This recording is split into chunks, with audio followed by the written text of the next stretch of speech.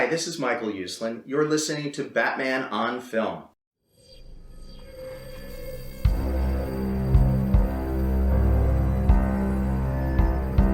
I'm vengeance. I have given a name to my pain.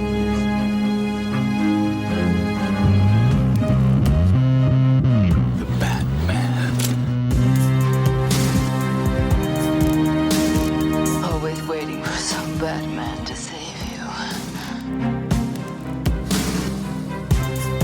It's simple. We kill the Bat of Gotham. I'm Batman.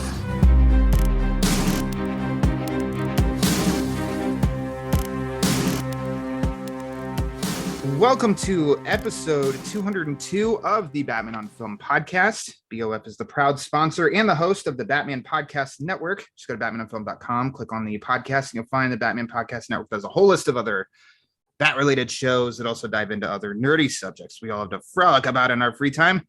I'm senior BOF contributor Ryan Lauer, sitting in for Garrett Grev here on the podcast again. And with me is another senior BOF contributor, Javi Trujillo. Javi, welcome back to the podcast. Hello, everyone. As the Texan in the house, hey now.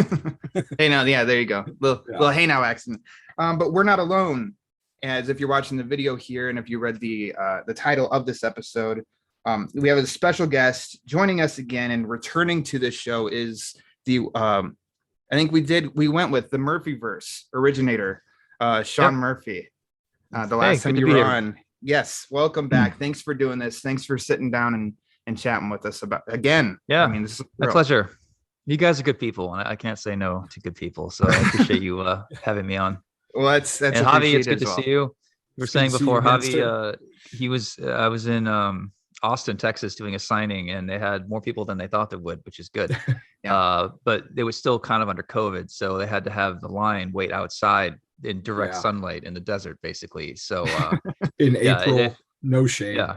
It was supposed to be 2-hour signing, but I didn't want anyone to not get through. So I waited, 3.5 hours. And I think they were handing out water bottles at one point, just for fear of, that's probably smart. We got there right just a little before 2. And I think that's when you started signing. And we got to you inside at like 4:00. And we were like in the middle of the line. Yeah. But it was a big treat though. And it was worth the wait for sure. And you took care of everybody in the line and made everyone feel welcomed and gave us attention, which was it was awesome that it wasn't like hurry up, let's go and sign. Like we actually got to chat for a minute, and I appreciated that a lot. Yeah, I try to be genuine, and I'd like everyone to walk away happy. And I rarely do I have anyone who's upset or doesn't get what they need or whatever. Like I was in sales as my last real job. I sold suits, so I think customer service is important, and I try to keep that in mind when I'm dealing with readers. Well, everybody also got free tans that day too. Out there getting that sunburn. So free skin cancer. Exactly. It's plenty more than we bargained for. And also you two rascals collaborated. And I got a great surprise a few weeks later. I did not expect this. And Javi got the first issue of Beyond the White Knight, the original cover, signed by Sean with a nice Batman illustration, and then on the inside even personalized for Ryan. So much appreciated, Sean, for you. And Javi, definitely, I've said to you many times, I really appreciate that. That's awesome. So thanks, Austin, Texas. Yeah, right. That was a cool shop. I definitely want to go back. I think they had a convention later on that same month, or maybe it was 2 months later. Did you go to that, Javi? No, that was Expo up north. It was the Greater Austin Comic-Con, but it's not in Austin, it's in Cedar Park. Oh, okay. But no, I wasn't able to make it that weekend, but I've been to that before. It's a nice little con. Yeah, it's cool. How many shows do you go to a year, Ryan? None. Really? I want to go. I know I asked you if you were going to make it to C2E2 because everything was lining up that I was going to get to go. And last minute, I mean, crap scheduling. Like it's just, I wish I was a kid when I had all the time in the world. Adulting, everything just starts to really, I really want to go. Everybody tells me like, you need to go. And I'm like, I know, I want to. Like, one of these days. Do you guys have a budget for the show? Like, will Bill pay for flight and hotel to get interviews, or is that just? I can see by your face it might be a no. I think that's a Yeah. great idea. All right. I think we'll talk to him about dipping into the oil funds from in Texas all these years. Yeah. And we'll see. Right. He's right. made I some good hope I money didn't- through that. I hope I didn't We'll ask start a problem here. We'll ask him for a grant. Yeah, exactly. Yeah. It's really great to have you on it, like at this point in time, because I think we are actually directly like right in the middle of this Beyond the White Knight story.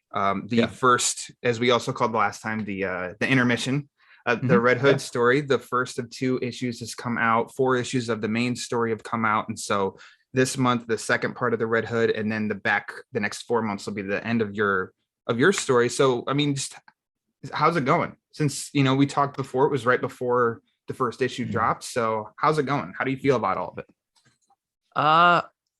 I'm proud of the work. Yeah. I'm really happy with what the team did. I have my wife and Clay McCormick handling another Joker White Knight spinoff after this. So Yes. during this, I had to sort of put it together another pitch just to keep this going. Mhm. So I've had to sort of start and stop a few times in order to take care of different things. When the rollout happened originally, a lot of shops didn't know that this was the big event. They thought this was just another Batman Beyond book. So somehow the advertising didn't quite work. Something went wrong. So I had to investigate that. And, it is what it is, but it did put me behind a bit. So I can say right now, it hasn't been announced yet, but I'm pretty sure there's going to be issue 6 or 7 is going to be a month late. Gotcha.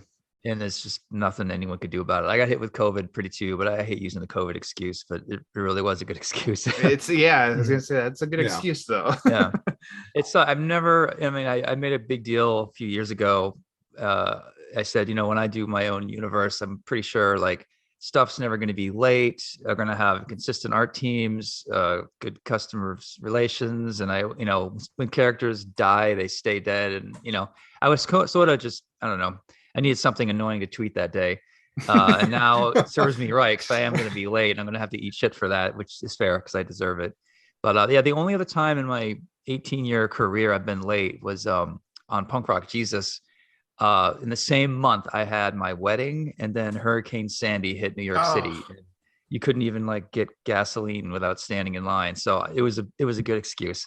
But it's funny, like I just think about all the creators in comics who are constantly late and it just never really seems to affect them, I won't name names, but there's some really big names that have been, successful in comics since I was a kid and they seem to burn bridges left and right and they still end up getting work. So I don't know, maybe I should just relax and not worry about it. I think a global pandemic that's gone on for 2 years and is still raging is a good excuse for being late once. I think you get a pass on that.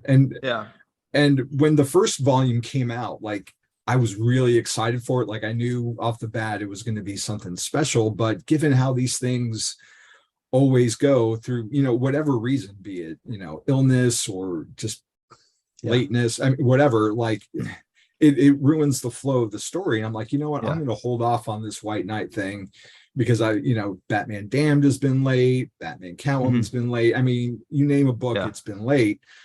But then like everything has come out like on clockwork, on time. I'm like, oh man, I wish I didn't wait. But no, it's all right.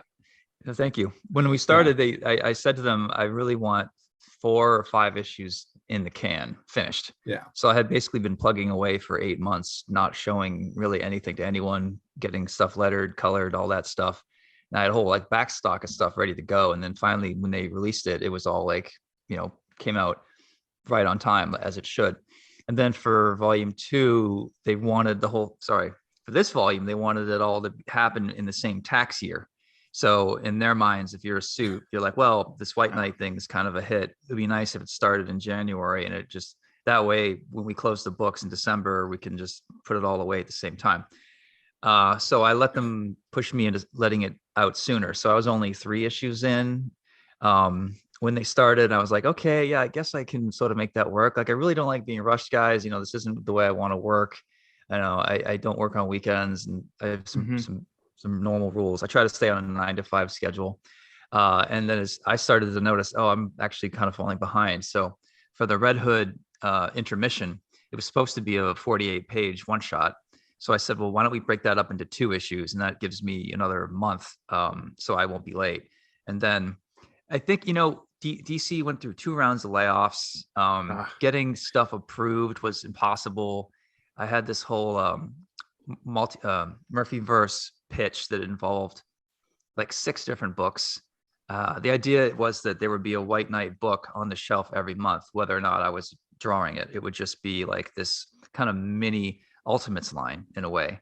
And I would get different teams and people and doing different covers and all that. And putting that plan together, I put together a really nice presentation, and they didn't get back to us. So I had to like stop what I was doing, chase them down, and like find the person to answer to and be like, you guys should want me to do this. This isn't about my ego or making this bigger or making me more money. It's that DC's in trouble right now and my stuff sells. So why am I pitching this to you? Why aren't you pitching this to me? And it's just like managerial stuff that sort of started to pile up, all kind of related to COVID, related to supply chain issues, related to the layoffs. So it is like 100 little reasons why, like I can understand why, well, no, I can't. I was going to say, I understand why artists are late now. Normally they're late because they're too busy playing video games, but because I'm sort of managing my own line, I do have some more appropriate excuses, but it doesn't mean I don't feel bad for breaking my rule, like being late the second time in my entire life is annoying, but I'll try not to make a habit out of it. But the joke now, I told my editor, I said, I'm actually, if I do volume 4, I'm just going to draw it in secret, not even tell DC anything about it. I'll just check in with her and make sure that the story is what she thinks it should be, whatever. Right. So there's some, DC does have some connection to it. And then when I'm actually finished 5 issues, then I'll pitch the series, then I'll sign the contracts, and then no one will be able to rush me. You know what I mean? Yeah. And I hate to do it that way. I hate to be like trying to think of the word. I'm really not much of a writer, so I'm having a hard time with words. I hate to be on so defensive about it, but I just hate being rushed. And there's always pressure for creative teams to go faster and get stuff out. And then once your book's out, they just immediately move on to the next thing. It's kind of a hurry up and wait type of thing in comics a lot of times. You guys know that though.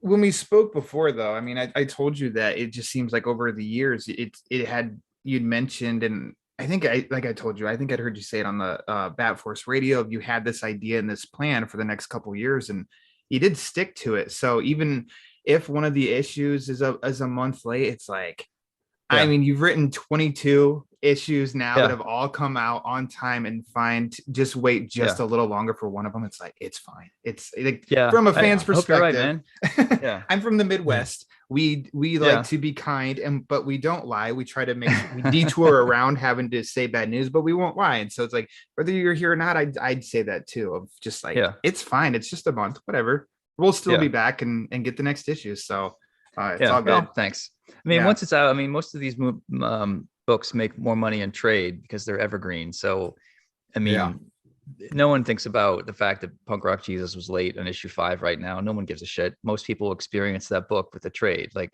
in the end, lateness doesn't matter in a lot of ways, but when you're working in monthly comics, it of course it does matter at the same time. It's kind of a weird, I don't know. There's really no clear way to look at it. But I appreciate your patience. I hope all my readers are as forgiving as you are. And I've been enjoying reading it monthly, but this is like a bookshelf book. Like, this is a book that belongs in a nice deluxe or absolute edition on your shelf, sitting next to The Long Halloween and The Dark Knight Returns. Like, that's how much, like, I love it. Like, this universe is like a modern classic. Yeah, I appreciate that. Yeah. It's funny. I don't know if, I think because someone said that one issue of White Knight does more and takes more chances than a whole series of a normal Batman line. Like, in one book, I killed all the villains and did, introduce new Harley and whatever. And like, a single one of those ideas could have sustained an entire series, but I just had so much that I wanted to put in. It was just jam packed full of stuff. I sort of feel that way when I look at Frank Miller's Dark Knight. There's so many great ideas in that book, and it's like, man, I can't believe that's only 6 issues. What was that? 4. Four issues. Four bigger issues, but Yeah. 4. Yeah, it's amazing. Like, man, the idea of these like punks who are have taken over Gotham, like that's an idea that could have sustained its own book, and that's just like 1 out of 20 things that he threw at the fan, you know. So I think maybe I was trying to sort of do what he did, and also a little bit of it is I might never have the chance to do Batman again, so I might as well throw it all against the wall now, you know. Like one of the big critiques on myself is I'm really happy with Volume 1, but the Mr. Freeze stuff does feel like too much in that book. And as much as I enjoy it, I wish if I had known that I would for sure get to do sequels, I probably would have left the Mr. Freeze stuff out and tackled it on its own, you know.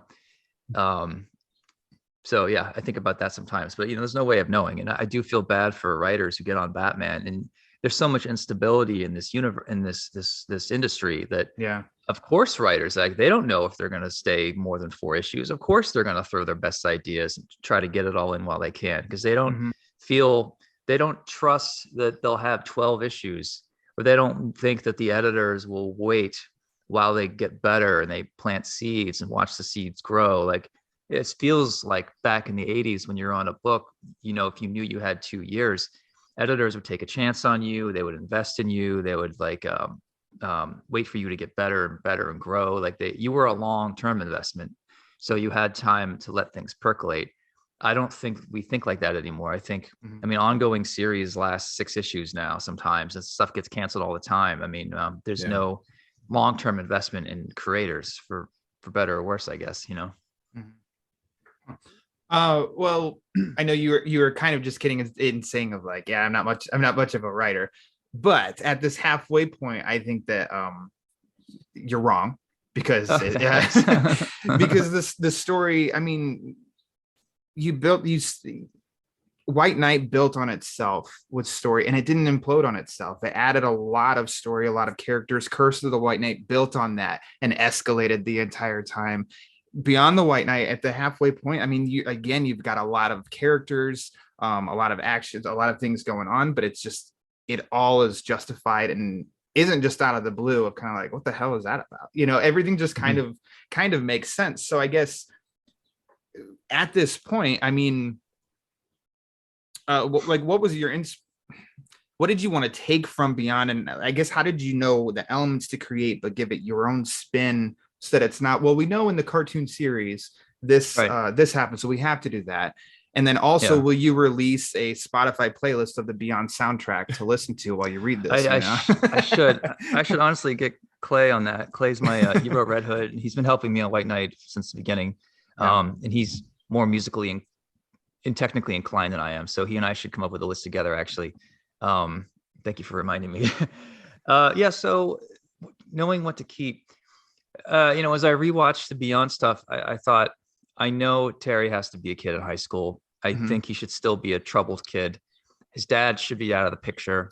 You know, there's just, you get a sense for the, like, I don't know who said this. I think it was the guy who used to run Marvel back in the day, Jim Shooter, said that there's like each character has 10 commandments. Like Spider-Man has a 10 commandments. You can do what you want with Spider-Man, but you can't break these 10 rules. And the rules are, you know, he's got to be young, and, you know, Uncle Ben and all this stuff. Like, you can sort of, if you're going to do an Elseworld Spider-Man story, you can play with a lot, but you should probably stick to the Bible. So I was trying to think of what the Bible was for Batman Beyond. And the stuff I felt okay changing was Bruce is a bit younger and still more capable. He's like in his 60s, but still really fit because he's staying in shape, kicking ass, putting down riots in prison. One of the, and this shouldn't even be controversial, one of the more seemingly controversial things, according to the internet, is that I made Terry Asian.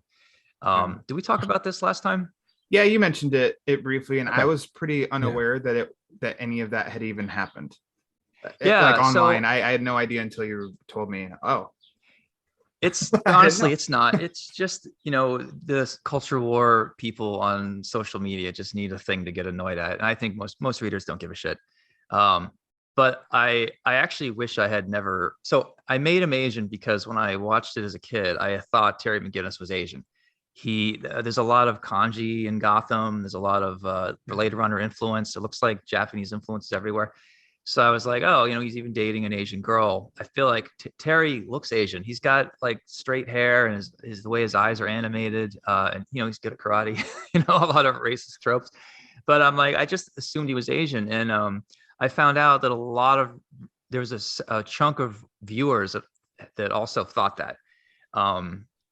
So and there's really no reason for anyone to think that, because if you see the show, his dad and mom are both very white. His mom's got red hair. I mean, there's no mistaking. If he's Asian, he's adopted. So chalk it up to people not paying attention. But there is a section of people that were just as confused as I was. Not that it really matters to the story at all. So for my universe, I was like, well, let's make him Asian officially. I mean, there's plenty of white characters in there. I'm a liberal. I try to be woke and do my part here and there. So I announced that he's going to be Asian, but I also announced it amongst a bunch of other things. And me race swapping him ended up being the thing that culture war people latched onto. To the point where I wish I hadn't said anything. Like if I could go back, because the minute you throw a hot take culture war thing in there, or something that could be seen as bait, people are going to start paying attention to that and not the actual artwork itself, which sucks. So I wish I had said nothing. I wish I had just drawn him as half Asian. And in one or two panels, you see his mom is Asian, and that's it. If you're paying attention, you know it's cool, but most people probably wouldn't care, because I don't think most readers do. Him being Asian is not really part of the story at all. It's just, window dressing or whatever. But I wish I hadn't mentioned it in the first place, because it just gave people a reason to be distracted,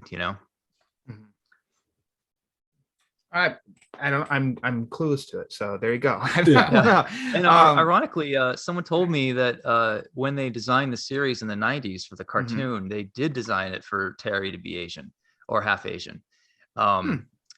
They pitched it as such, and the network said, this is the 90s. They said, oh, well, a lot of white America won't connect with an Asian main character, so I think we should just leave him, keep him white. So they made Terry white, but it is interesting that they did play around with that. So in a way, I didn't change anything. I'm just going back to what it originally was supposed to be. So you can put your pitchforks away, everybody. Yeah, exactly. No pitchforks here. Well, I like that you mentioned the Blade Runner influence, because that's not a movie I saw until like 94 on Laserdisc. Wow. But by a friend who then got me into anime and a little bit. So by the time I got to when Batman Beyond came out, like 99, 98, somewhere around there, I was primed to see something like that. And like my best friend Eric got me into listening to like techno, like Moby and Propeller Heads. So I know you guys didn't like the score, but I really loved that score back in the day. And it's funny because like now it's like I don't even listen to that stuff at all anymore. Like that just kind of takes me to a certain headspace, like that type of music. So I see your point how it's dated, but I like to listen to music when I read. So I'm curious what your internal soundtrack is for the Beyond series, because for me, reading White Knight and Curse, it was pretty easy to throw on the Elfman 89 or the Return soundtrack, and it just blends so beautifully with that. It's funny. I was actually listening to the Blade Runner 2049 soundtrack yesterday while I was cleaning up some pages. Like is it Hans Zimmerman? You're like. The camera's behind the flying car as it flies over the seawall, and it's just like, but this epic, crazy, like larger than life noises. I wouldn't even call them songs, really. It's just cool sound effect stuff's really inspiring. It definitely makes me think of Blade Runner, which is again what I was shooting for. I listened to a lot of synthwave, like Carpenter Brute, and Perturbator, however you want to say it. A lot of they sound like John Carpenter movie soundtracks to films that don't exist, made by some kid in a hoodie living in his basement, his mom's basement, with like a bunch of computer programs. Like there's a lot of it out. There's a lot of crap at it too, because it's so easy and cheap to do by yourself. There's a lot of schlock, but there is a handful of really good bands that it's just if I made if this was ever to be made into a film, I would, if I had any say at all, I would push for like Carpenter Brute to do the soundtrack and just to lean into like early 80s synthwave. Yeah. It's just something about it that we're always going to equate with Blade Runner and those types of movies, you know, even though it's dated. I think it's still aged pretty well. And now it's like you can embrace it because it's cool, you know. That's my sweet spot. It's just 80s pop music, and then also synth. Like those Carpenter scores, and you know that the people that went in making that music, they're like, oh, they've got John Carpenter in mind. This sounds like Carpenter. Like I love that kind of music. With the story itself, you guys both read? Sorry, did you both read the issue 5 that I sent? I just did. I did not send it because I hoard all of this stuff to myself, so I feel special. Oh man, no. So I was happy to talk I've read next week's Red Hood. Okay. So I'm caught up to that point. Okay. I mean, you sent it yesterday. I said, awesome. I work busy all night. I just read the issue 5, like right before we started too. Oh man. And so sorry, Javi, I failed you. It's all right. It's all good.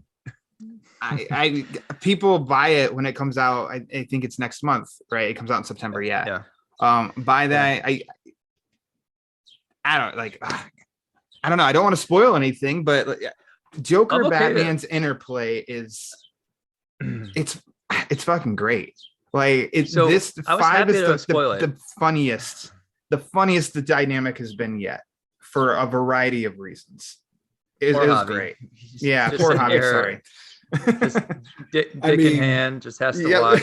I can't contribute anything. Yeah, I'm talking to Sean Murphy on a Saturday. I wouldn't say poor me at all.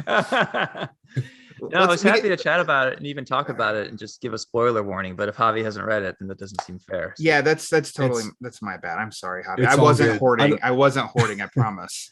Because I passed it. Yeah, apparently I was. As I passed when you sent me the stuff. Well, that's actually something that was really cool. So when we talked last time, I mean, when I got to that point, and when we talked last time, you were working on issue 4, and you showed that panel of like it's kind of dark, but like the Batmobile. Yep.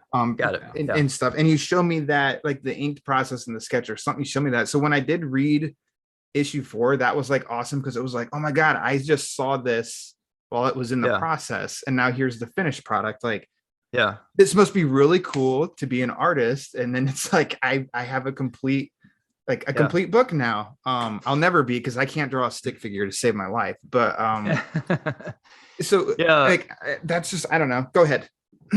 It's funny. I was thinking about what really makes this job worth it for me. And I think about the happiest spikes I get through this whole process, because it does take a lot of patience and a lot of effort. Like for me, you know, back in the 60s, they would draw panels if you're just supposed to look at it for 5 seconds, which totally worked back then. Now I feel like we all think of ourselves as, we try to be high-end illustrators, and we'd like to think of each panel being a poster. Like you could look at it forever and it would never fall apart. Unlike a Kirby or a Ditko, and they have some stinker panels in there, and that's just the nature of it, you know, and that's why we love those guys. And I have stinker panels too. I'm not trying to say I'm above it, but I think artists feel like ever since the 90s, the line count, the amount of lines we put into pages now, and detail and like image really up the game and art. And then you have artists like Travis Charest, who inspired a lot of people, including myself, and Olivier Coipel is sort of a child of Travis as well. It's really high-end art, you know, and you get these beautiful computer colorings, and it's just so well rendered. Like comics don't feel disposable anymore. They feel like, God, there's so much effort in this and such beauty in these panels that I feel like I can't just roll this up in my pocket or, you know, throw it away. I should hang on to this, because there's a lot of effort here. We're trying so hard to compete with, you know, movies and video games in a way. I mean, but I was, to my original point, I was trying to think, what are the big payoff moments? And I think that the first one is, if I draw a page and it comes out better than I hoped, that makes me leave the drawing table happy. Like I can get a good night's sleep. I can enjoy my weekend. You know, when something went wrong in your page and you can't figure it out, and it's Friday night, you're like, oh, great, 2 days of not sleeping and enjoying my weekend because I can't figure out where the math went wrong in this page. So the second spike of pleasure comes from when you scan it in and you have all the pages together in an issue. You can kind of click through in your computer. Just for me, turn on music and just look at the flow and see what's working and be like, oh man, that panel came out really good. I'm so proud of that. Here's something I could do better next time. And you're sort of getting excited because you're seeing the whole thing start to come together. And another spike is when you get it lettered and colored. So you start to see it again come together. And then the last one, well, the next one is getting it printed and shipped to my house. So this might be too much information, but I'll get my box of comps and take one and just leave it in the bathroom. And it's my bathroom read.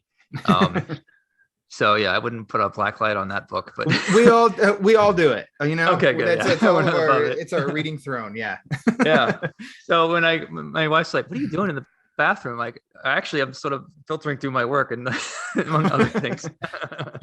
And then I think the last stage is when you get to meet people that read it and you can see that the stuff that you spent so long working towards landed. You know what I mean? I'll go through YouTube channels that will they claim to be reviewers, but really they're just reading the book and just telling people what it's about. And a lot of people get annoyed by those reviews because they're not really reviews. But I like them because it's just nice to see if like a third party who doesn't know me at all, who is not influenced by, my presence, can look through my book and see every single thing I did. And it's working, like the worry is I'm going to try to do some joke and it's not going to land. You know what I mean? So I'll listen to a lot of YouTube channels just to make sure everything is landing correctly. Even if it's someone that's not thrilled with the book, I still kind of want to know what the point that they're making, even if I don't agree with it, I'm still open to that stuff, So my next review for the website, I should be a little harsh and just see like, Sean, did you see that? Did you read that one? Yeah. But I had a question off what you just said. So when you're drawing a page, are you looking at it when you're composing it as a whole page? Or are you taking into consideration that someone else is going to go through your work and devise like a guided view way of reading it, be it on DC Universe Infinite or on Hoopla or Comixology, and have that ability to break it down panel by panel? Are you then trying to make sure that it works on a guided view panel by panel basis as well when you're constructing that page? Yeah, not the guided view, because a lot of readers don't use that. My wife likes to use that because she doesn't read a lot of comics, so she likes how it zooms in automatically for her. I don't think there's any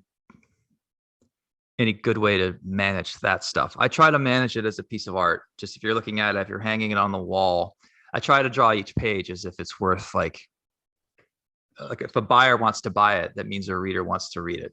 Some people say, oh, I have a talking heads page, so I can just have like a half day and just do a bunch of close-ups of Bruce Wayne, whatever. I try never, ever, ever to do that. I'll try to always find something interesting to make it, to really embrace the fact that it's an illustration. So I have a page here I can show you. There's no spoilers here, but it's Bruce Wayne, Harley. They have a fight. She's in her underwear for some reason. He leaves. He's upset about something.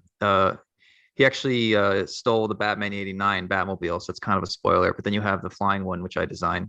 He crawls inside, and then he's just having an emotional moment, whatever. And Ace is sort of nuzzling up to him. So that could have been a Talking Heads page, but I really wanted this illustration to be like, and even though it's a simple straight-on shot, it's not like a crazy camera angle. To me, it's like that sculpture by Rodin, the thinker. I think that's Rodin. Those moments where Bruce gets a bit emotional, and I actually debated having him shed a tear, but my friend was like, "No, I don't think Batman. I don't think people want to see Batman cry unless you're writing a Tom King Batman." So this is what I was shooting for, and I had that in my mind. I mean, you can see the layout for it right here. Yeah, that one. So I even took a red colored pencil because I knew the windshield of the car would be red, and as a design element, I was making sure that would work. And I just, I knew that the background would be mostly black, so the gutters would be dark, which means these panels here should mostly be light, because if these panels were too dark, it might blend into the gutters and stuff like that. So I really try to do a lot of the math ahead of time on these. This is like the size of a baseball card type layouts. Yeah, but every now and then I'll drop the ball or I'll do these too quickly, and it comes to the day where I'm supposed to draw it, and I'll realize, the big panel on the page is the wrong moment. Generally, I'll try to have one panel be the main event for the whole page, and I think I did the big panel as like a zoom out shot of a tank rolling up to a karate dojo with the characters really small. And I was like, it's a good drawing. Like, it technically tells a story, but I don't think anyone gets excited about that being the main panel. So I cut that up. I made that a small panel. And the big panel is Dick Grayson getting punched by Jason Todd. Because obviously that action shot with speed lines is what's going to sell the book, Mm-hmm. So stuff like that. Like I think 90% of the time I'm pretty happy with my layouts, but every now and then my brain will shut off and I'll do something dumb, and hopefully I'll catch it before, publishing. Because I'm a little behind deadline, I don't have much time to go back and redo things. So I'm willing to live with some mistakes. Like if I get a B+ or an A- average, I'm pretty happy with that. No issue is perfect. Like I'm willing to accept a certain amount of mistakes and be like, it's done. No one will care about that stuff. But every time I start a new issue, I'm like, I'm shooting for 100%. Yeah. Every single fucking panel is going to be amazing. And I'll keep that momentum going until, page 6, maybe there's an eye that's in the wrong place or the nose is crooked. And I'm like, oh, I'll fix it tomorrow. And pretty soon I never get back to it. And I'm scanning and I'm like, oh shit, I meant to fix that nose. If I have time, I will. But a lot of times I'm like, it has to get done. I'm just going to push it out the door. Yeah, that's mostly, I think, just how I improved over the years. When I was starting out, I remember counting up 6 panels a page. If I had 1 out of 6 that I wasn't happy with, that was fine. As long as the other 5 were good, then I felt like today was a good day. And then as years went by, I tried to make less mistakes. So if 1 panel out of 2 pages was bad, then I was getting better and, I could live with it. Now, if I have 1 panel out of like 6 pages, I can live with it. So I know it's like a weird way to mathematically track your progress, but it's just kind of something in the back of my mind as I work these days, So are you working right now on issue 6 or 7? Issue 6. You're on issue 6. Okay. So up to this point, is there a certain image that keep when that's included? So whether it's a character or something that really stands out of like, that's a favorite thing that you're drawing for this book? Or do you have a drawing that stands out like this panel, this image, this splash, this has been my favorite so far in the book that I've gotten to draw? You mean in each issue or the book entirely? Sure. We can just do it if there's one over the book up to this point, if there's one in particular that stands out.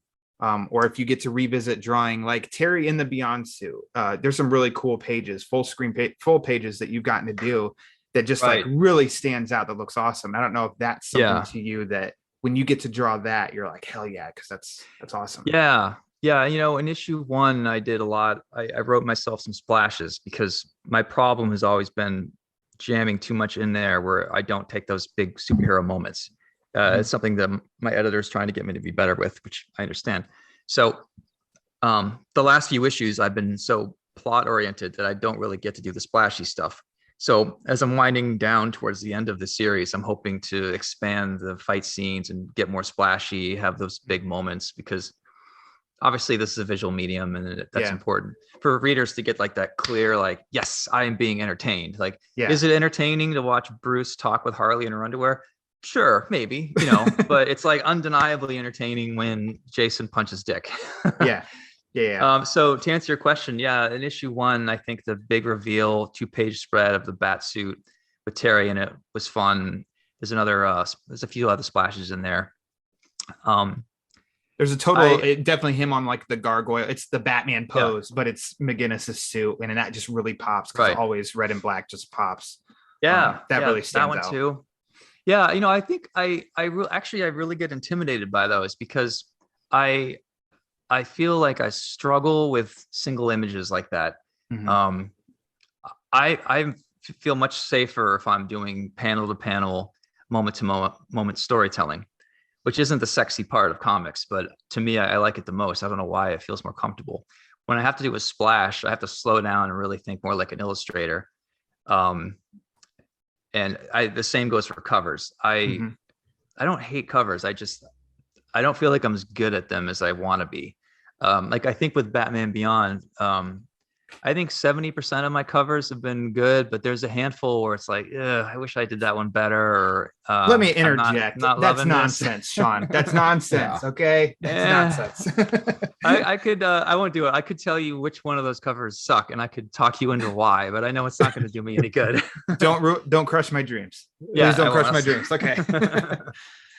Yeah, but like I admire like Dave Johnson's kind of a buddy, and he only does covers. Mark Brooks only does covers, and I think they get so good at the single images that it just becomes second nature. And Dave said to me that he's like, I don't understand how you do interiors, man. Like if I had to go back to doing interiors, I think I'd be lost because, you know, you're dealing with 6 covers and they all have to lead into the other covers. And I was like, that's a nice compliment, but you know, Dave and Mark are really talented. They got nothing to apologize for. But I think that when you're mainly a cover artist, they just get easier and easier, and you sort of forget how to do interior storytelling. Which I enjoy that stuff more. I actually wish I was better at the cover stuff, but normally if I have the time, I try to do all my covers at once. So if I'm thinking bigger, my brain's less interested in storytelling and I'm more interested in like the golden spiral and some of these like classic rules of design that are out there. And the language is faster and you become better and better at it. But I always seem to be interrupted by my editor who's like, I know you're in the middle of issue 5, but we really need 2 covers tomorrow. I'm like, fuck, you know? So, I mean, I'll get them done, of course, but I always feel like Dave Johnson would not approve of what I'm doing right now. Like he would tell me I need to do more layouts and really get it in my head before I tackle this thing. And, you know, sometimes they come out feeling a little half cooked, but you know, that's just artist insecurity as well. Yeah. I say I mean, we addressed this before too. I asked you if you were your harshest critic and you said, yeah. I mean, I feel like that would sound normal, that you feel like no matter how good it turned out, that you'd be like, I could have done this better. I could have done this better. But yeah, you know, it's interesting now. I'm like, there's 2 generations of artists below me now. Some people that I work with grew up reading my stuff, is what they'll say. And I don't think anyone ever feels their age. You guys are in your 30s and 40s. What are you guys? 35. 45. Okay, yeah. I'm the young one here, I guess. It's just weird when you see a kid with a beard who looks like he's probably your age, and when he tells you he read your stuff in high school, it's like, oh man, how old am I? How old are you? Like, oh god, I am 20 years older. So I'm working with these artists now, like working with Simone DeMeo and George. I forget his last name. He did issue 2 of Red Hood. George Cabadias or something. I'll find it later. They grew up supposedly liking my stuff a lot. So when I come in to give them notes, I am very few destroy them. Like they're gonna be like, oh, I can't have my hero yelling at me, you know. And I want them, like I want to help them get better and offer conducive critiques. Mm-hmm. And I know they'll listen to me differently because I'm not just some editor. I'm an artist that they grew up reading. So I need to be real careful with my words. Like I don't want to make them stop working. I want them to feel good about even a little bit of a negative criticism to like try to push them up. I had a pretty thick skin when I was growing up, but I know a lot of artists don't. So I try to be real careful. And so far, everyone's been really great. I mean, Matteo Scalera, I mean, shit, and he's more talented than I am. So that was not a hard book to do. But yeah, Simone, it's interesting because he's all digital and he does a lot of things that I literally can't do with pen and paper. Like some of the effects he does, the glow, the dry brush. The glow really stood out in that. Yeah, for sure. Like, the opening pages. Like he's using 3D programs to play with perspective, and it gives him an edge over me. Like I can do that stuff, but I have to measure and do things the old fashioned way. So I know that he's outpacing me on certain things. But I also know that if you're reliant on models for backgrounds, you have to like build a background, like a set. So even if I throw in one panel of, a guy in his office by the water cooler, for a traditional artist, I can draw that stuff in 5 minutes because I know what a water cooler looks like and blah, blah, blah. Mm-hmm. For Simone, he's like, all right, where do I find a model of a water cooler? Where do I find a model of it? Like he has to do all this prep just for one panel. So that's where I start to outpace him, but he's got me beat on 3-point fisheye lens shots, so it's all like that. So but yeah, that leads into a good couple questions I wanted to ask you. So in these, I know I just keep saying like the intermissions, but these spin-off stories. So, we had the Von Freeze story. We had Harley Quinn that your wife wrote and Mateo illustrated. And then with this, it's your pal Clay McCormick. And then you just said DeMeo and George. We'll just call him George. Working in that stuff. Can you just tell us a little bit how that process works? Because at least when it's the main story, you know what you want, you know what to do and what to change and stuff. And in this way, it almost feels a little bit like not necessarily a managerial role, but it is the Murphy verse. It's, you're a credited story credit with it. How do you talk to these other talents about the goal here, the story we're trying to tell and everything? It's a loaded question. I know. I apologize. Yeah. Sorry, I got distracted because my camera shut off and I can't see anyone anymore. Oh, okay. If I click the launch meeting, is that going to get me back in? Oh, I got you. Okay. Sorry. All right. Hey, there we go. Yeah. My own damn fault. I was going to try to Google George's last name. Okay. Pronounce it. Javi, do you mind doing that? Can you Google George, Greek last name? I've turned into what I hate because the artist does so much heavy lifting, and here I am, the writer, and I can't even remember his last name. I don't even know Bill's last name, so it's fine. We all just know first names. I don't know Javi's last name. So we'll get the answer in a second. Yeah, I guess I could simplify the question of just what's it like to oversee the spin-off stories that's definitely different than what you're doing with the main story, your involvement. It took some practice. Okay. I don't want to micromanage anybody. But it is my baby. So I need certain rules to not be broken. For example, I don't use narration balloons. I don't have the inner thoughts of Bruce Wayne. I just cut all that stuff out because I think like when you're dealing with movies, having a voiceover could be good or bad. Like it works in Shawshank Redemption, but it's also seen as lazy if you're not careful with it. And I think comics always go into narration balloons because the writer wants to have his fingerprints all over the story. And that's fine. But like as coming from more of a film style, I always try to cut all that stuff out unless it's a voiceover through a flashback. And that's different. So one of my rules to any writer is like no narrative balloons. Like I know that's the comic book thing to do, but we're not doing that at all because White Knight moves quickly. The beats are pretty tight. Every page gets you forward, and we don't really spend a lot of time meandering and dealing with a lot of prose. So that's one rule. Two is I need the issue endings to be real cliffhangers, especially issue 1 and 2. I mean, in issue 1, I need to have the entire story, what this book is for the next 6 to 8 issues, has to be very clear by issue 1. I want to know who the good guy is, the bad guy is, what the stakes are, what the scene, what kind of backgrounds and scenes. I sort of need to see all that. In movies, it's the same way. In the first 10 minutes, you generally want to have an idea who the main character is and where the story's going, what the antagonist is going to be.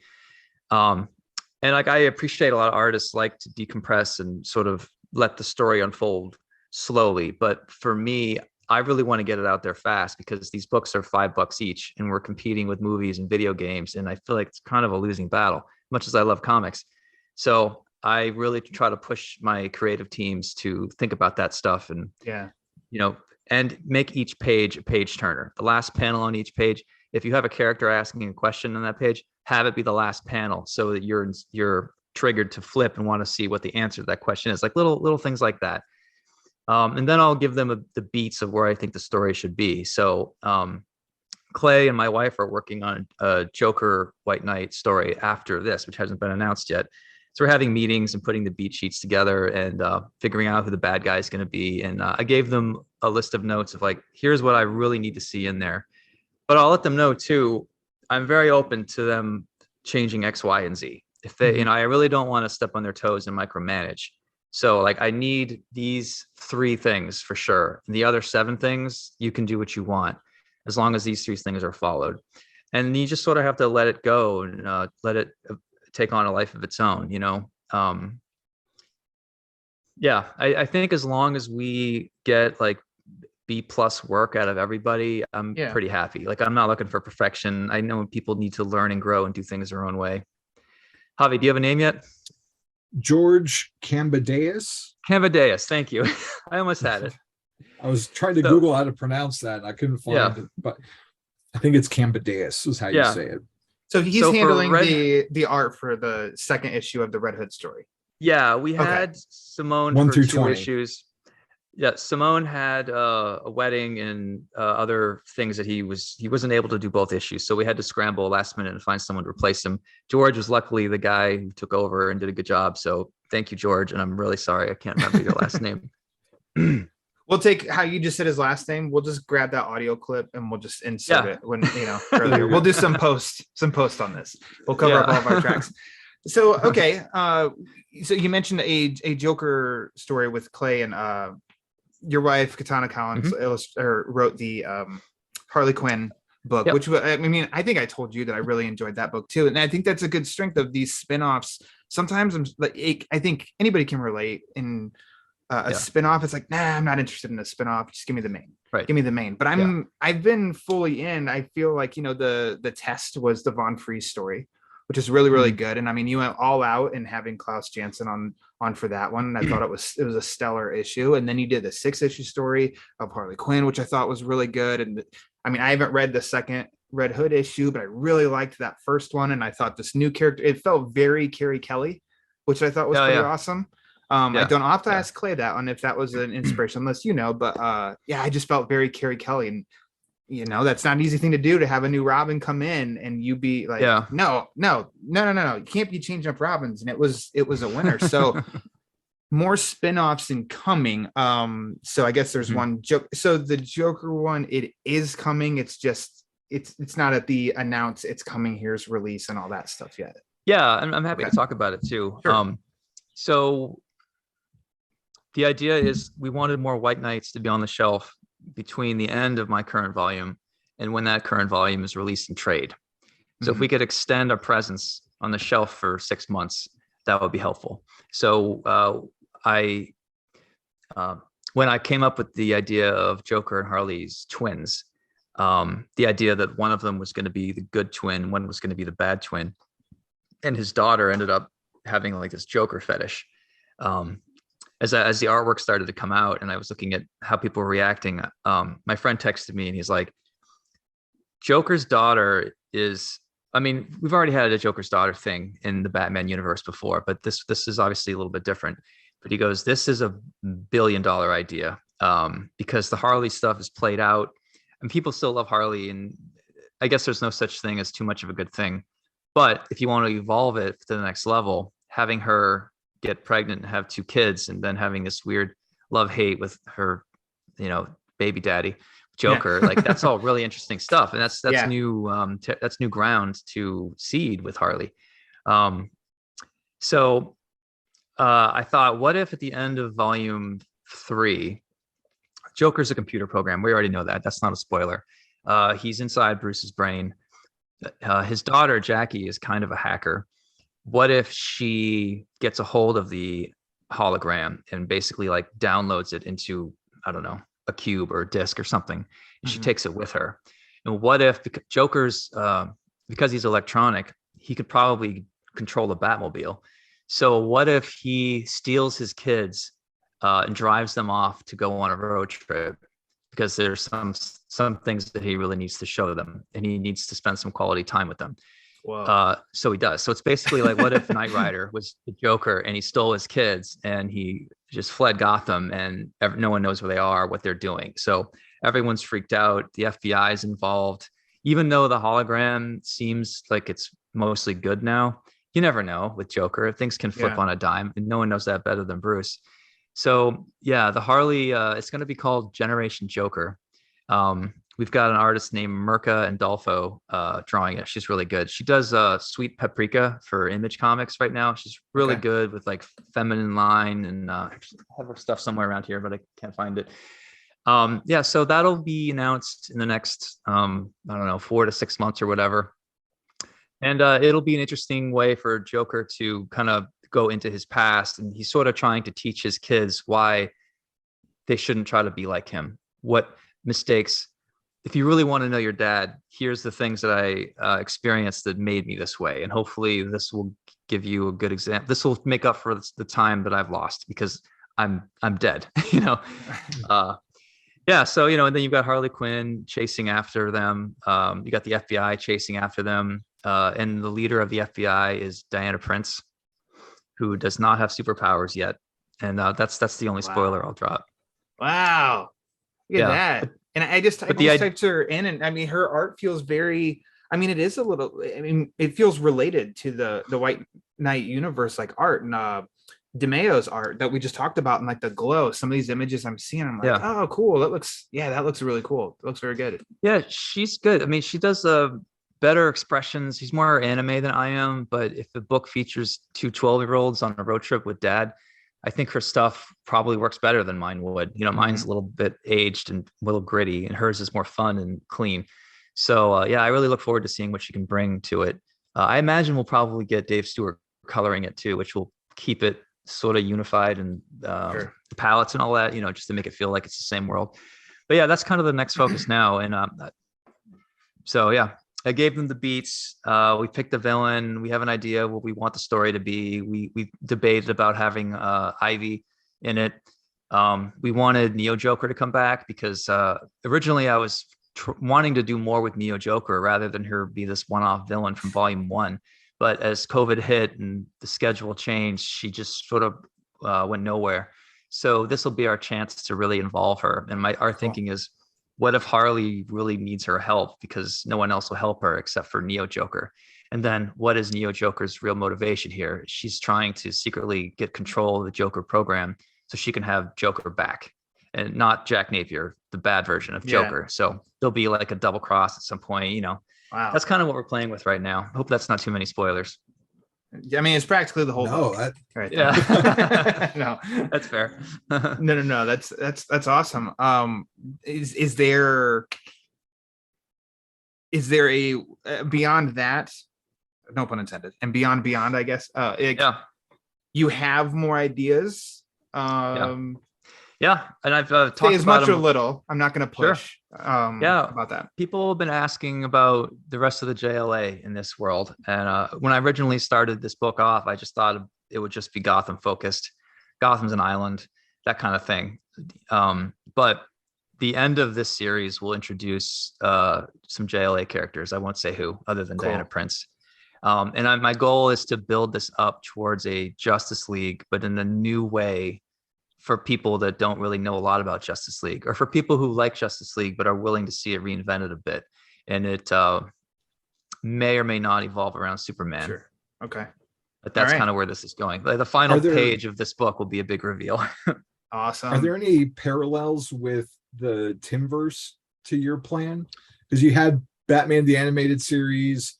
Oh yeah. You kind of had the new Batman Adventures, and you had Batman Beyond, and then next up on show wise was Justice League. Yeah. Is that intentional or just kind of happened that way? Definitely. I mean, my biggest inspiration is the Bruce Timm stuff. Partially out of laziness too, because I was just so comfortable with that world that White Knight started off as an adult extension of that in a lot of ways.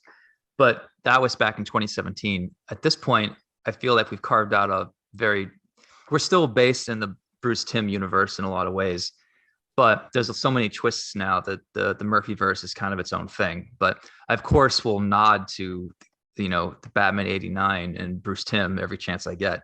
So for this upcoming set of books, I'm going to rewatch Justice League and sort of get an idea because there's reasons why you should probably use Jon Stewart and not any of the other Green Lanterns. The people that loved that show in the early 2000s are now old enough to have their own kids. That's their Flash. That's their exactly. Yeah. So I definitely want to, like, you talk about the Bible of what you can and can't do. I kind of see this as like the Bible of this is you have to sort of it's recommended to use these characters, So when I was debating about which Green Lantern to use, I thought, well, the one from the cartoon is definitely the Jon Stewart. So that's a no brainer. And as far as like, who is Wonder Woman? What is her character really? I'm definitely going to go back and rewatch those and start taking notes to make sure I keep it all in line with what readers are expecting, The Timverse, maybe. Oh no, if you want to continue, go ahead. No, the Timverse and I know these are fresh because I just reread the issues. I mean, you did a fun Easter egg in Jackie's bedroom with the posters. You had Tim in there. You had Beanie. Later on, you and your wife, you named GTO officers after you two, which I know you posted that on your Instagram account. What else? Fun. It was just fun for me. Jackie's at the barcade, and you've got Rampage and Burger Time as the arcade machines. Nice. The graveyard. Bob Kane, Bill Finger.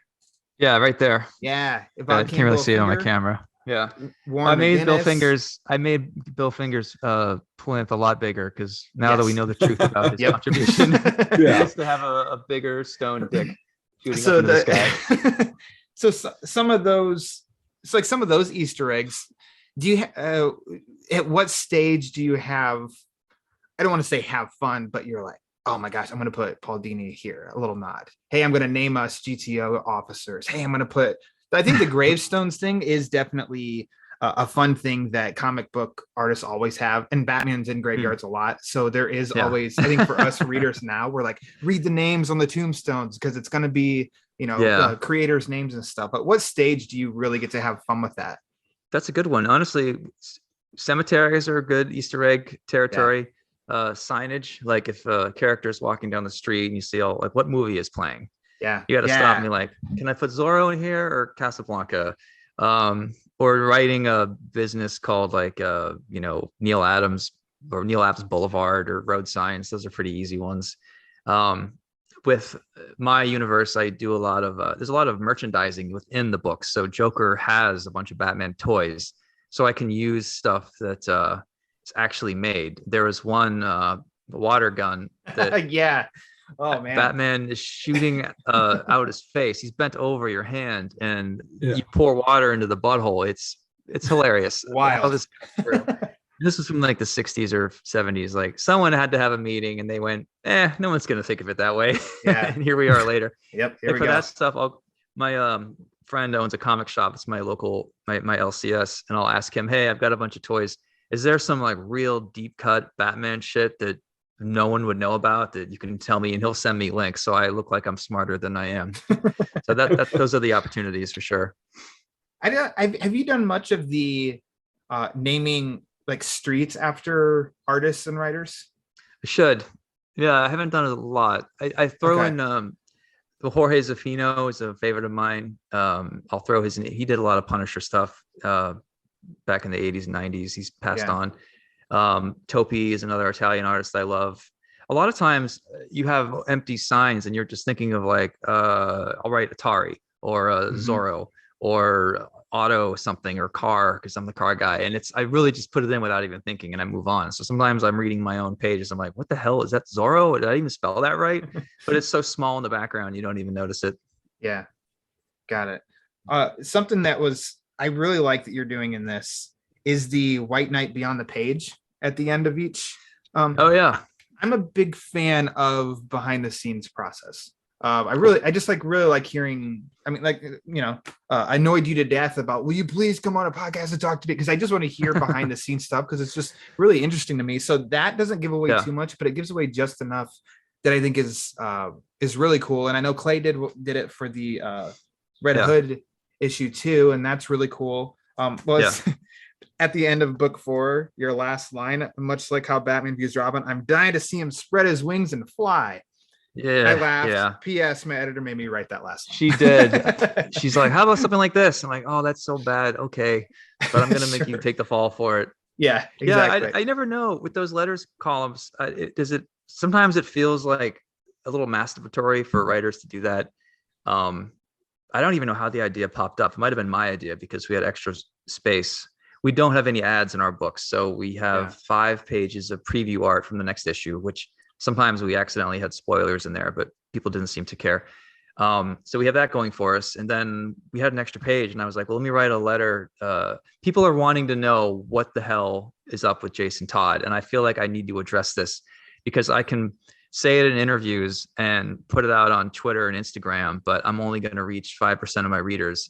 If I have it in the book itself, then it's going to reach most people and they can be like, oh, so changing the order of the Robins was a mistake. And I'm happy to own that. So I think that's what it was. And I just felt the need to explain to people why there is no Jason top, why Jason was out of order. And the reason is that I fucked up, and I decided that I would just go with it instead of correcting it, which is maybe is good or maybe bad, but it's nice to have it in print where people can just stop asking me from now on. Yeah.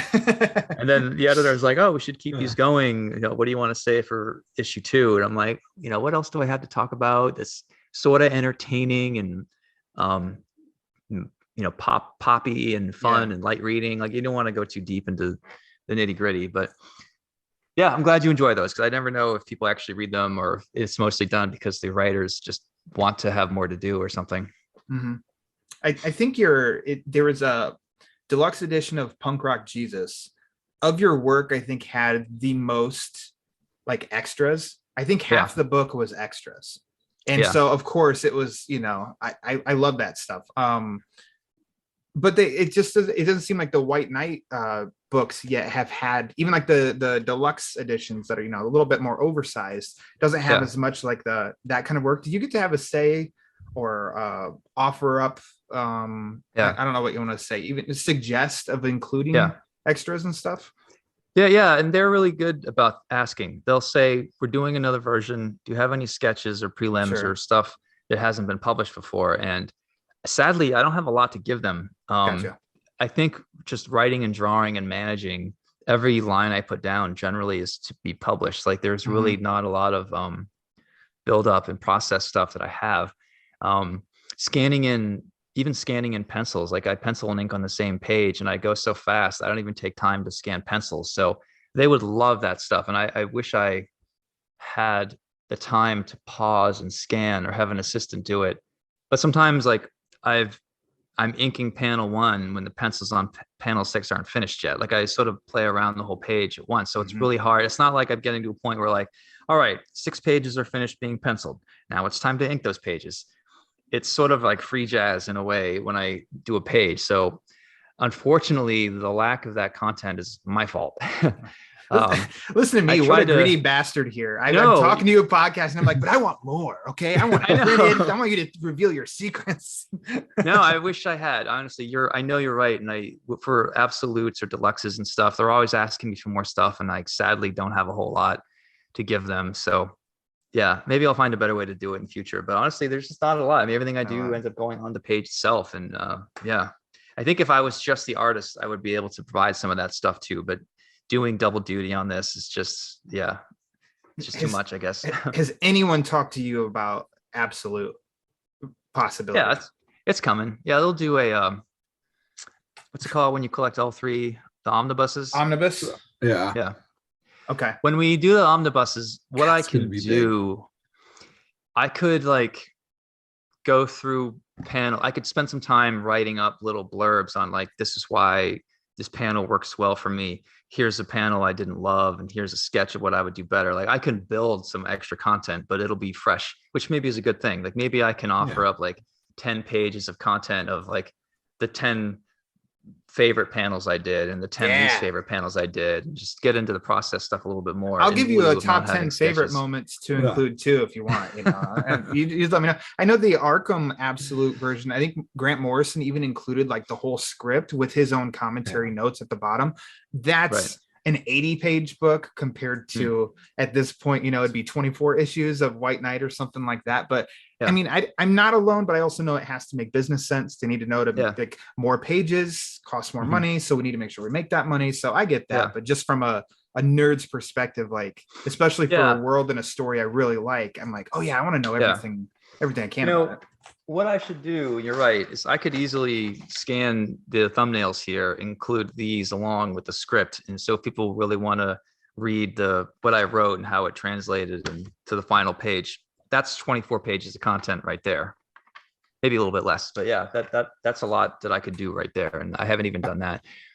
I think it was like Kingdom Come had it in its absolute edition, had like an annotated version where like Alex Ross would like, this is this Easter egg, and here's, you know, Marvin and Wendy from the Super Friends, like pointing out all the little things that make it fun to go through a second time and notice. And I'm happy to hear that there's going to be an absolute, because I've already gotten the hardcover and the deluxe version, and I've no problems like getting a bigger version of your art. We're suckers. You got us. Has there been any because DC, they haven't really done it in a while. I think maybe due to the pandemic. Has there been any talk about like a noir version or an unwrapped version? I keep trying. I keep asking them if we can do a black and white version. I have data too to show that we would be making money because in France, my Batman stuff sells better in black and white than it does in color, and they charge a premium. They charge more for it. It's like, you know, the artist snobby collector's edition or whatever it is. And you know, DC's argument is, well, that's French buyers like that stuff.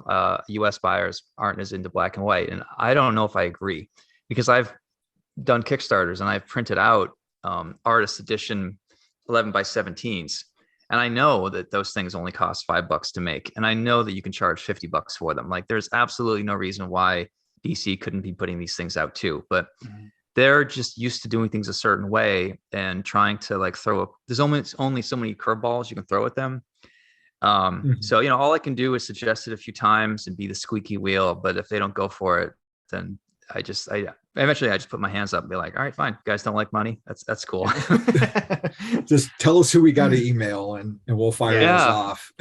So, you know, interestingly enough, with the late book that's coming out, we'll just say it's issue 7. I don't know yet. What they might do is re-release issue 1 and 2 black and white and just have it on the stands for cheap, like print it on newsprint, make it like, you know, old school comics. And then I think a lot of readers will buy that again. And then some people who didn't read it will be like, yeah, I'll check it out, whatever. It's kind of a weird collect. And that can just be black and white. And they don't have to charge $5 for it. They should charge $1 for it. Like, I think it should be a loss leader, but I'm not the numbers guy. So because of the lateness that we're going to run into, they might have to do one experiment of having it uncolored. And hopefully the numbers will be high and they'll come back and be like, you're right, we should just do more of these. So we'll see. It's hard. I mean, they've gone through so much lately with the layoffs and the amount of people that are overworked and underpaid. And like, my editor has 15 titles she's working on at the same. I mean, like, I feel so bad for what they're going through. So there's only so much you can get right now, unfortunately. Do you know who you could possibly get a hold of to release your Batman Scarecrow year 1 in like a physical a physical copy? Because it's not out anymore. It's a tough, I mean, you can find it, but you got to spend some money on that. And I'd really like, I don't know, give me an updated version physically. Yeah, no, I don't. I just assumed that was still in print. I haven't thought about it for a long time.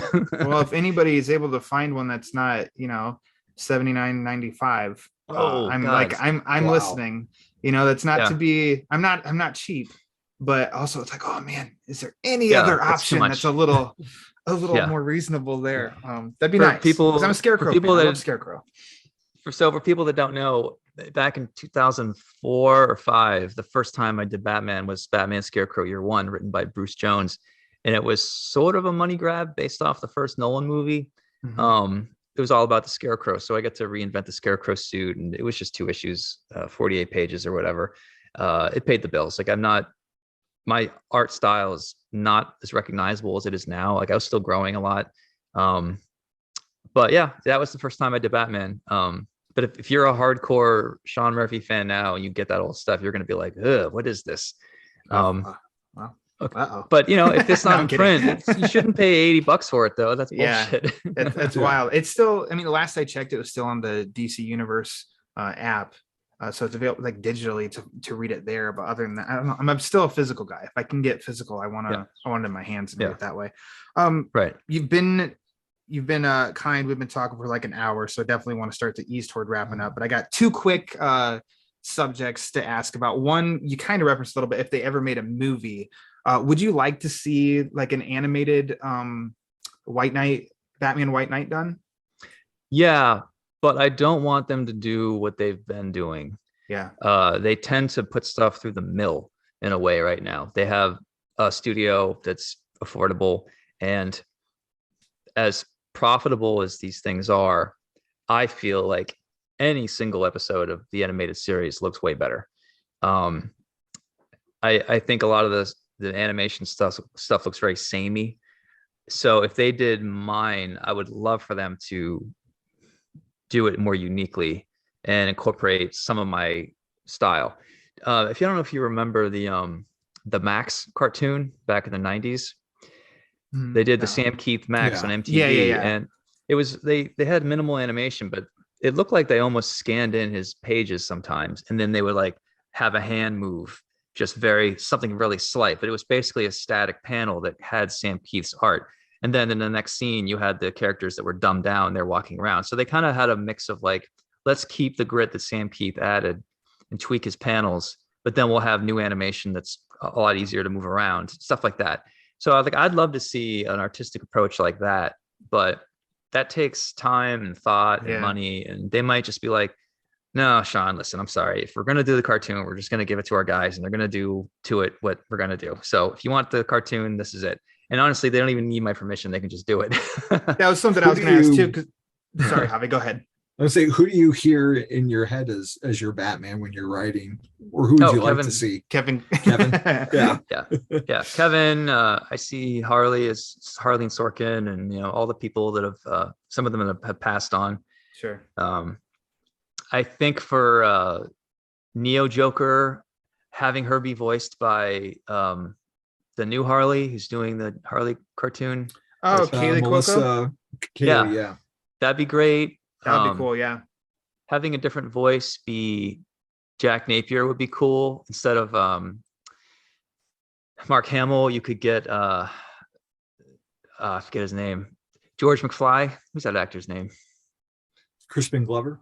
Thank you. Crispin Glover would be, I think he'd be a great Joker. I mean, if they were going to cast this from like a live action, if they're like, we're thinking about Crispin Glover, I'm like, fuck yeah, that'd be great. I mean, I don't think anyone's going to care about as long as he dances like in Friday the 13th, Yeah. Right? You've seen that dance, haven't you? Yeah.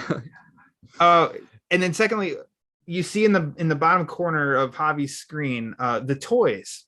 Have you been happy to see when McFarlane did the White Knight, a few of the White Knight figures? Have you really enjoyed those? Yeah, of course. Yeah. Seeing the Batmobile, the Bat Cycle. Yeah. Yeah, that's one of those pinch me moments where Todd McFarlane gets, turns your shit into a 3D. I still haven't wrapped my head around it, honestly. Yeah.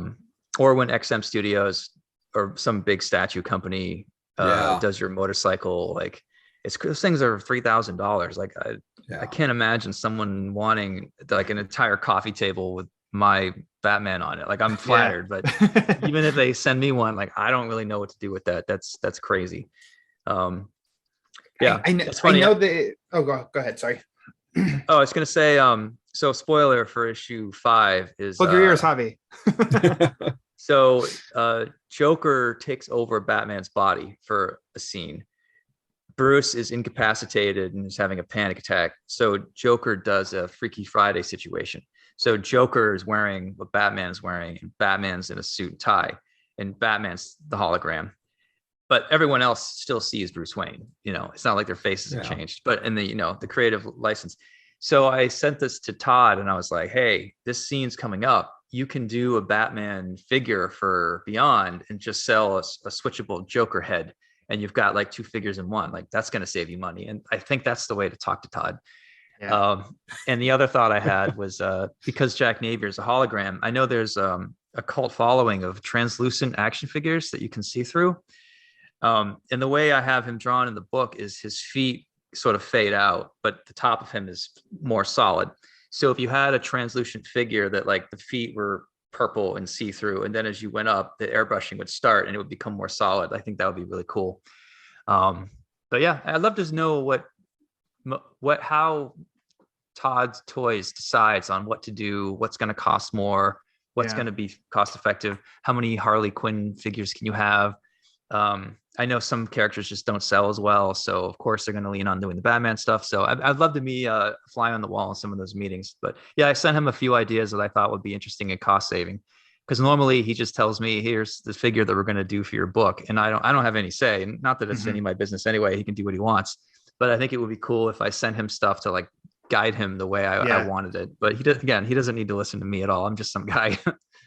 I think when I want to find out, I think he announced, Javi, you're much more up to date on what's available now and stuff. I think there is from Curse, a Batman versus Asbats one figure. And I think that looks awesome. Because I think Azrael's suit, the Asbat suit, and that is the shit. Yeah, Todd's built for that kind of stuff. I mean, when I remember designing Azrael and thinking if Todd does a toy out of this, he's going to knock it out of the park because it's kind of medieval and techie at the same time. And that's what Todd Toys does best.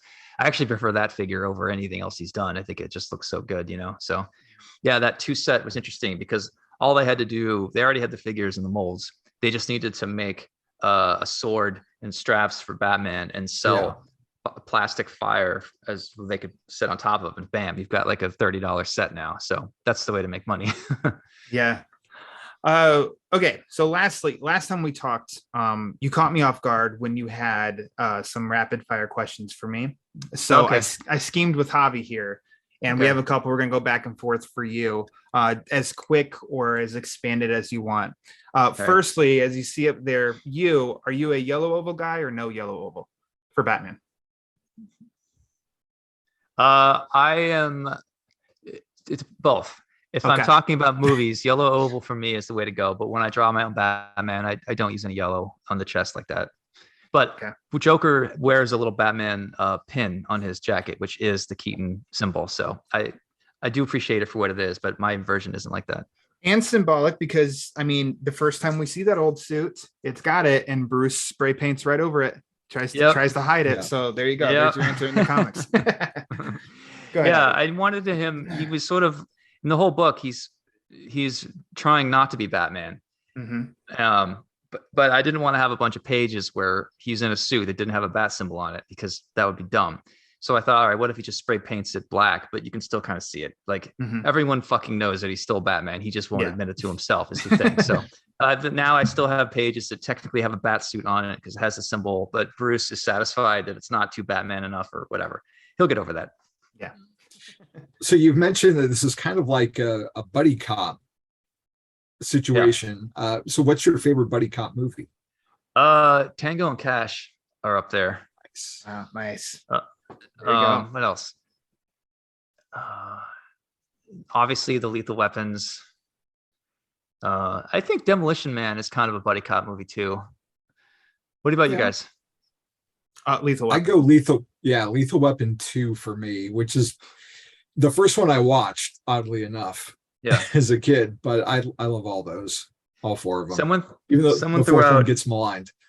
Yeah. Somebody threw out 48 Hours and Beverly Hills Cop, which I haven't seen 48 Hours in a long time. That's a buddy cop movie, right? I think, am I getting that wrong? Okay, yeah.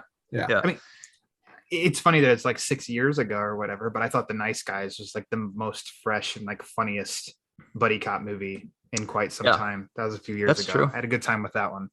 That's with Ryan Gosling. Yeah, and Russell Crowe. Yep. For you, we won't necessarily say best, maybe best and favorite. What's your favorite like Batman soundtrack, like score? Oh, definitely Danny Elfman. With a bullet. With a bullet? What do you mean? Oh, like easily Elfman. Oh, yeah. That's above like all the others, even if we may like the others. 89 is still. Yeah. King. So Elfman's there, and then the animated series was Shirley Walker, and she worked with Elfman. I don't know if she was a student or assistant or whatever, but she took over for him for the animated series, and she might actually be better. I mean, she has more hours put in if you spread her work out over 4 seasons.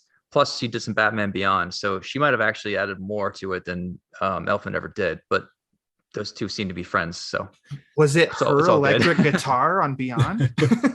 There's somewhere there's video of her just going, with electric guitar. so let's add some context to that. What Javi's referring to is on this badass podcast I do with my writer Clay. We're reviewing Batman Beyond right now, and my big critique is I hate the music. It feels like they had a meeting in 1997. It was like, hey, you know what type of music is going to be really cool in the future?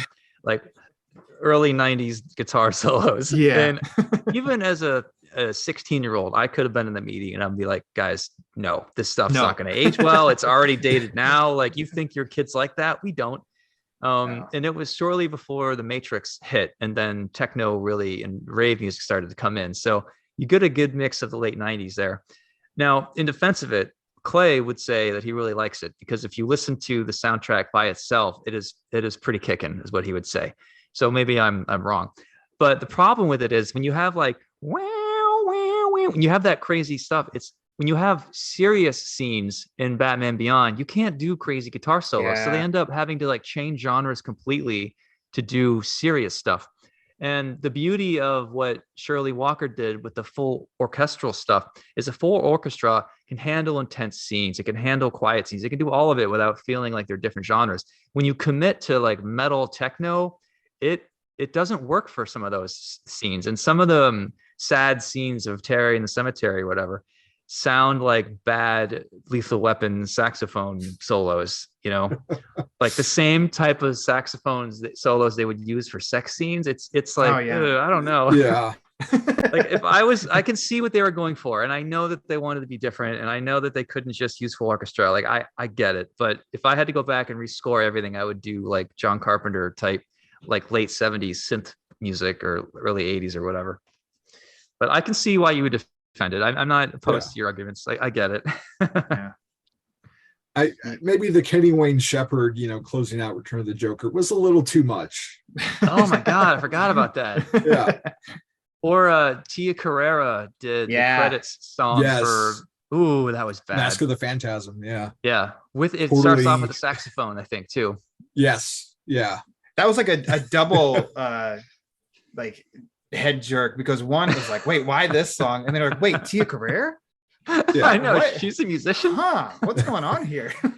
Yeah, like that was way bonkers. Before True Lies. That had to be 92 or 9. No, it had to be 94. It was post True Lies Wayne's was World. 94. Yeah.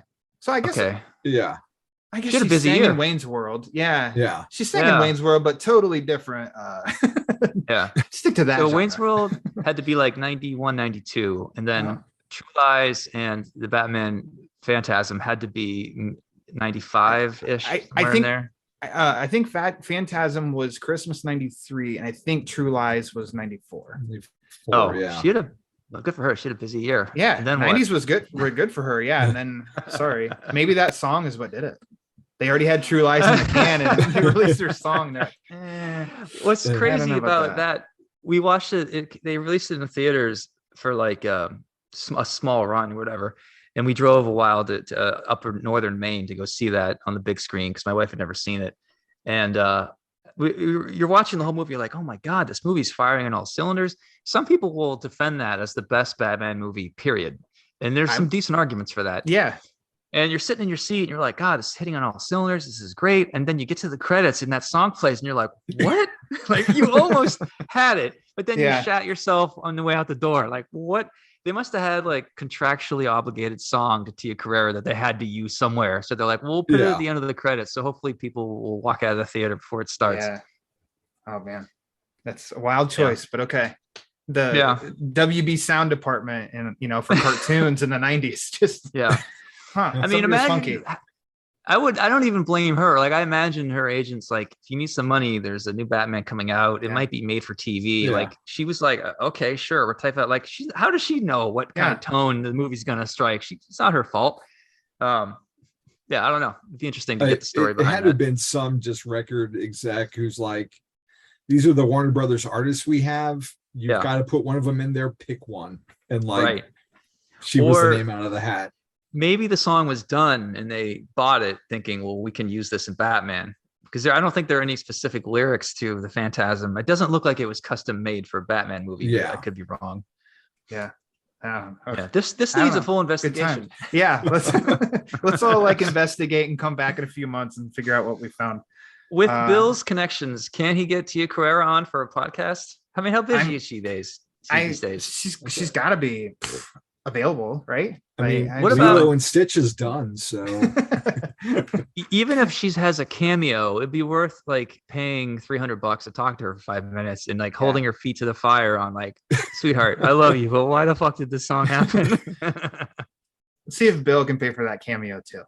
Yeah, So, I mean, if you can't there you play go. for freaking plane tickets and shows, you can at least pay for Tia Carrera. We got to go to cons and we got to get a cameo by Tia Carrera. At the end credits of this podcast, you should play that song or part of it. That would be appropriate. I'm gonna So try know to what get we're that. talking about. I'll track it down. Yep, I'll track it down. We'll see if we can make it happen. Get ready for Javi, some you got royalties, Tia. yeah. Javi, you got another one for him?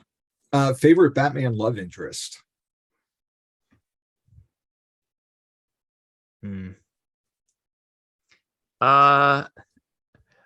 Mine is Harley Quinn, but I say that having done a very unique twist with them. I don't think Batman and Harley belong together in every universe at all, but I think the way we've been building up to it, I'm really biased though. My second opinion would be Catwoman.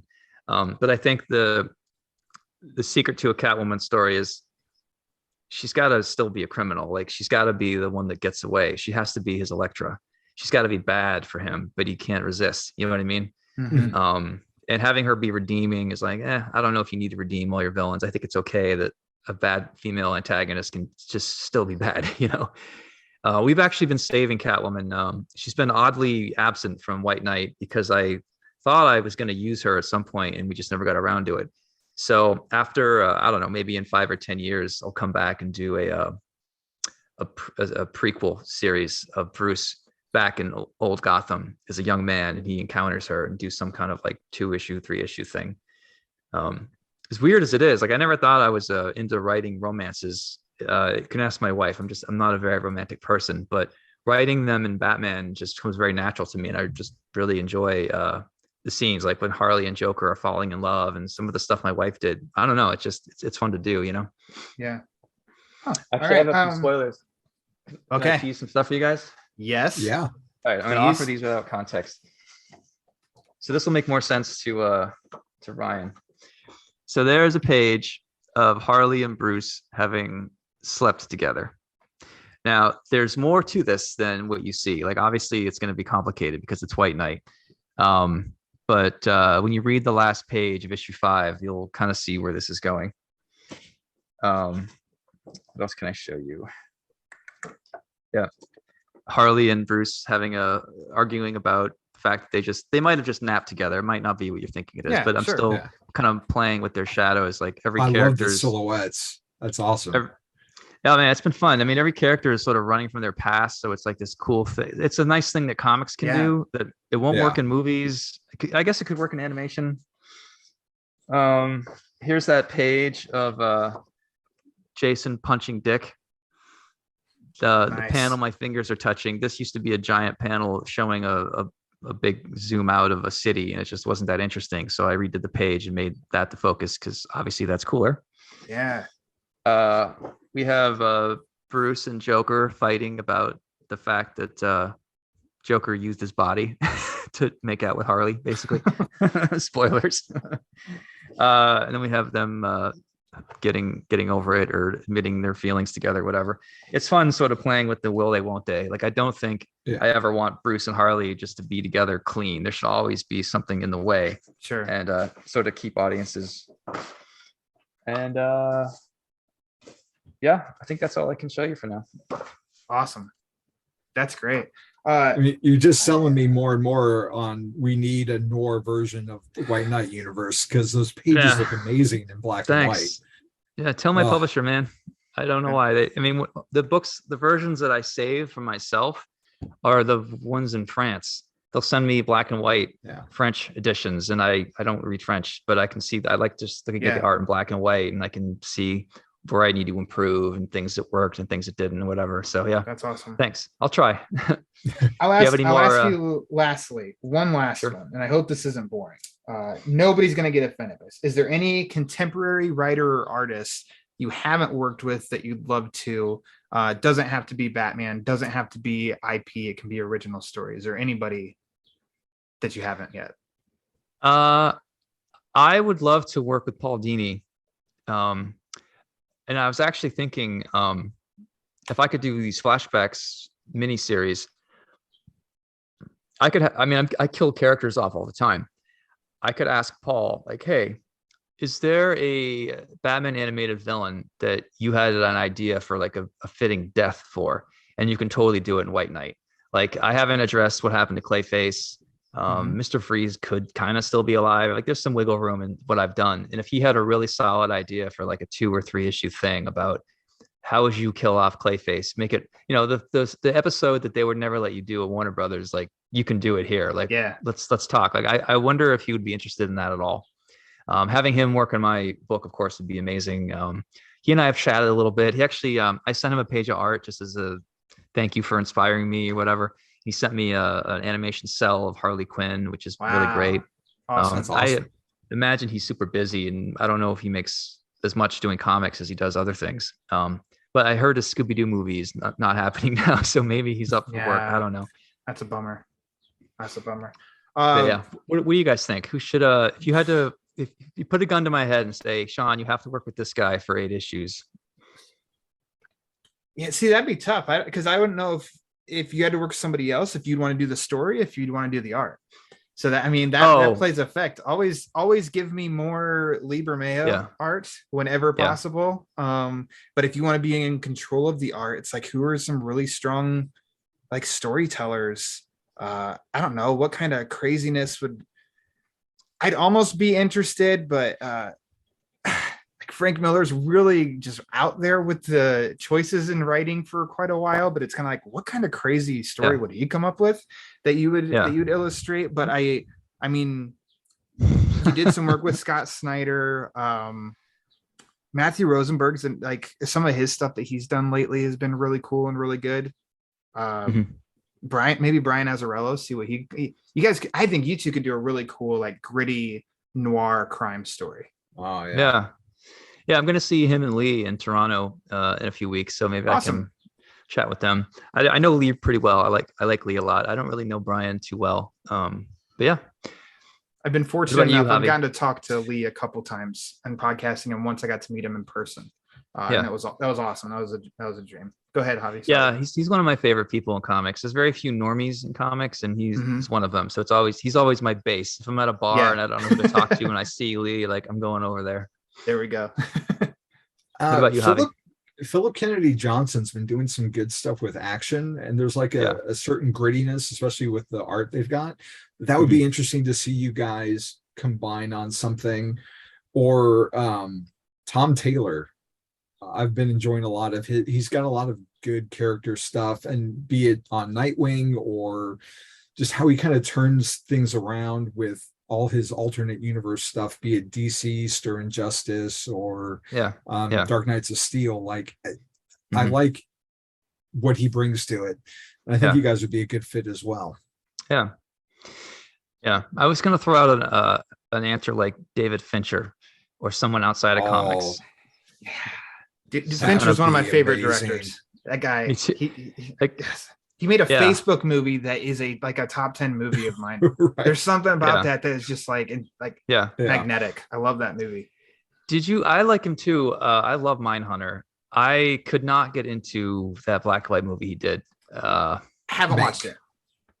Watched it. I'm a little scared I'm not going to like it. So I'm like, I don't know what to make of it. It doesn't the fact that he stopped doing Mindhunter to do that made me double angry. But I'm a hardcore Fincher fan, minus whatever that movie was called. But he'd been working on it for years. Meg, thank you. Been working on it for years. He wanted to do it with his brother. Everything lined up finally. Like, I understand having to move on that kind of exactly. Like I get it, but I'm still annoyed. But also go back and do what we really like, David Fincher. Come on. It's like I enjoyed it. My fiance did not. So all right. Well, again, thanks. You've been really generous with your time coming back on here talking this. I appreciate your work. I've told you before.